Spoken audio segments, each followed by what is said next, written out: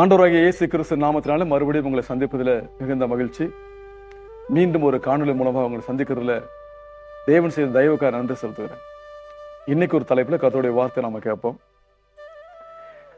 தேவன் உங்களுக்கு நிம்மதியை தருவார். இயேசு கிறிஸ்து உங்களுக்கு நிம்மதியை தருகிற ஆண்டவர் என்ற தலைப்புல கர்த்தருடைய வார்த்தை நாம கேட்போம். பாருங்க, வேதவசனம் சொல்லுகிறது ஏசாயா 35ஆம் அதிகாரம், ஏசாயா 35ஆம் அதிகாரத்தில் 8-10 வரைக்கும் 2 வசனங்களை, அந்த 3 வசனங்களை நல்லா கவனிச்சு பார்த்தீங்கன்னா, எனக்காக தேவன் வைத்திருக்கிற இடம் மிகவும் மன நிம்மதியான இடம். அந்த புல் வசனங்கள் நீங்கள் வாய்ச்சி பாருங்க, அதோட மீனிங் மட்டும் சொல்றேன். தேவன் எனக்காக வச்சிருக்கிற ஒரு இளைப்பாறுதல், ஒரு சமாதானம் இடம், ரொம்ப ரொம்ப ஒரு நல்ல ஒரு முக்கியமான இடம். அது மாத்திரம் இல்ல, இன்னைக்கு உலகத்துல மனுஷன் நிம்மதி இல்லாம நினைச்சாங்க. ரொம்ப பேர் தற்கொலை தான் முடிவுன்னு ஓடிட்டே இருக்கிறாங்க. தற்கொலை ஒரு முடிவே கிடையாதுங்க. தற்கொலை பண்ணிக்கிறதுனால உங்க பிரச்சனை இன்னொரு ஆளுக்கு தான் டிரான்ஸ்ஃபர் ஆகுது. அப்படியே உங்க குடும்பத்துல கணவர் வந்து தற்கொலை கடன் பிரச்சனைனால தற்கொலை பண்ணிக்கிட்டா, மனைவி பிள்ளைகிட்ட கடன் கேட்பாங்க, அவங்கள அனுப்பிச்சுட்டு அந்த இடத்தெல்லாம் அபகரிச்சுக்குவாங்க. அப்ப இருந்து சமாளிக்கக்கூடிய பிரச்சனைய நம்ம இல்லாட்டி போனாதான் மற்றவங்க நிம்மதி அப்படின்னு நினைச்சு என்ன செய்யறான், செத்து போறாங்க. அது பயங்கர தவறு. ஆனா இயேசு கிறிஸ்து பாருங்க, நமக்கு இளைப்பாறுதலையும் சமாதானத்தை தரக்கூடியவர். கொஞ்ச நாள் முன்னாடி ஒரு வீடியோ ஒன்று பார்த்துட்டு இருந்தேன். அந்த வீடியோவில் ஒரு பாம்பன் பாலம் மாதிரி இருக்குன்னு வச்சுக்கோங்களேன், பெரிய பாலம். அந்த பாலத்துல ஒரு கார் வந்து நிற்குது. திடீர்னு கார்ல இருந்து இறங்கி ஒரு நபர் வேகமா போயிட்டு அந்த பாலத்துல இருந்து கீழே குதிச்சு கடல்ல தற்கொலை பண்ணிக்கிறார். கார்ல தான் வர்றாரு. அவர் வீட்டுல என்ன பிரச்சனை நமக்கு தெரியாது.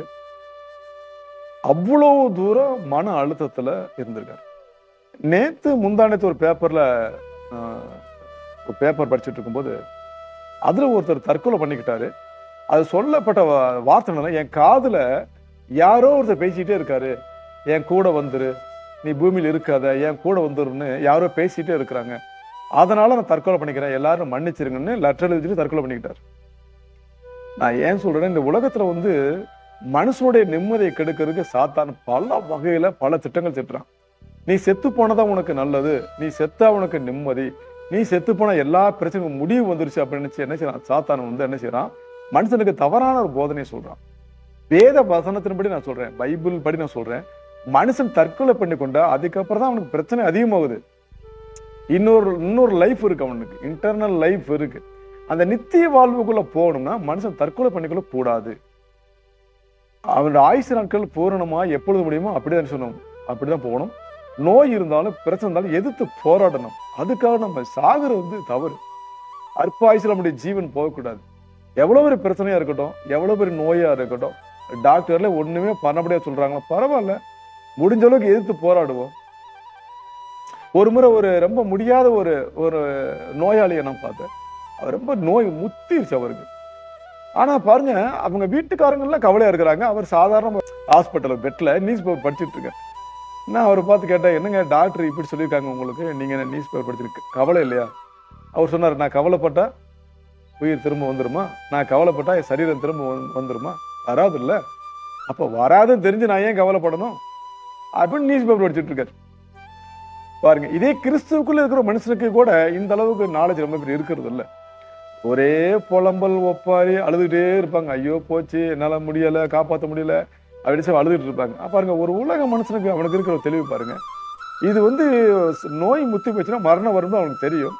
ஆனா ரொம்ப சகஜமா அந்த மனுஷன் இருக்கிறான். அப்ப யோசிச்சு பார்க்கும்போது அந்த அந்த பாம்பன் பாலத்திலிருந்து, அந்த பாம்பன் பாலமான்னு தெரியாது, அந்த மாதிரி ஃப்ரிட்ஜ் இருக்கு, அங்கிருந்து கீழே விழுந்து செத்து போன மனுஷனுக்கு அப்ப அப்படி என்ன மாதிரி சூழ்நிலை இருந்தா அவங்க இறந்துருப்பாங்க. இப்ப இவ்வளவு ஒரு பிரச்சனை நமக்கு வந்துருச்சு, நம்ம மாட்டிக்கிட்டோமே, நம்ம அவமானமாகி போச்சு அப்படின்னு நினைப்ப இறந்துருக்கலாம், இல்ல கடன் பிரச்சனையில இறந்திருக்கலாம், ஒரு வியாதி முற்றி இறந்திருக்கலாம், குடும்பத்தின் சூழ்நிலை காரணமா இருந்திருக்கலாம், கணவன் மனைவி ஒரு அண்டர்ஸ்டாண்டிங் இல்லாம இருந்திருக்கலாம், அல்லது பிள்ளைங்க சொல்ற பேச்சு கேட்கல இருந்திருக்கலாம், சரீரத்துல மிகப்பெரிய நோய் இருந்திருக்கலாம். எதுவா இருந்தாலும் தற்கொலை ஒரு முடிவு கிடையாது. அது நம்ம என்ன செய்யணும், எதிர்த்து தான் என்ன செய்யணும், நம்ம போராடுறோம். யோபு மனைவி குறித்து நம்ம பாக்குறோம். யோபு 2:9 நம்ம பார்க்கும்போது, யோபு மனைவி யோபு பார்த்து என்ன செய்றாங்க, தூஷிச்சாங்க, தேவனை தூஷித்து ஜீவனை விட சொன்னாங்க. அதாவது யோபுவையும் சத்தம் போடுறாங்க, ஆண்டவரை சத்தம் போட சொல்றாங்க. இது போக யோபுவை தற்கொலைக்கு நேரம் தூண்டுறாங்க, நீ செத்துப்போ அப்படின்றாங்க, ஜீவனை விட்டுரு அப்படின்னா. வலுக்கட்டாயமா ஜீவன் விடுனா அதுவா ஜீவன் போகுமா? போகாது. அப்போ வந்து என்ன செய்யணும், தற்கொலை பண்ணிட்டா ஜீவன் போகும். ஆனா யோபு பாருங்க, அவ்வளவு ஒரு பிரச்சனை இல்லை. அந்த குடும்பத்துல அவ்வளவு இழப்பு, அவ்வளவுமான சொத்துக்கள் இழப்பு, சரீர இழப்பு, வீடெல்லாம் இடிஞ்சு போச்சு, எல்லாமே போனது. நம்பி இருந்து ஒரே ஒரு மனைவி. அவங்களும் இப்ப என்ன சொல்றாங்க, தேவனையும் தூஷிக்க சொல்றாங்க, யோபையும் தூஷிச்சுட்டாங்க, தற்கொலையும் பண்ணிக்க சொல்றாங்க. ஆனா யோபு ரொம்ப கவனமா இருந்தான். அந்த மனைவி சொன்ன வார்த்தைக்கு செவி கொடுக்கவே இல்லை. தேவன் பக்கம் தன் பார்வை திருப்பினான்.